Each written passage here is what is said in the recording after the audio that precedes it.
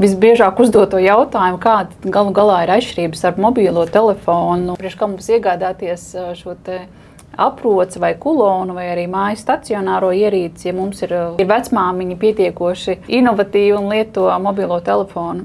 Ir skaidrs, ka visdrīzāk, kad mēs neiesim uz labierīcībām vai vannā kopā ar mobilo telefonu, vai, ja ir nepieciešams virtuvē pakāpties uz kādu augstāku pakāpienu un kaut ko paņemt, ja, tad šī drošības poga, tas, ko viņi pilnīgi noteikti dara un mobilais telefons nedara, ir tā situācija, cilvēks nevar izsaukt pats šo te palīdzību.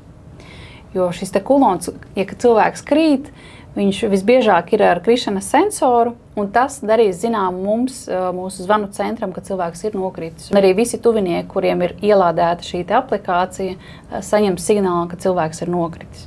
Vai arī krītot cilvēkam izkrīt no rokas vai no kabatas mobilais telefons, viņš vienkārši tīri fiziski nevar pēc viņa aizsniegties.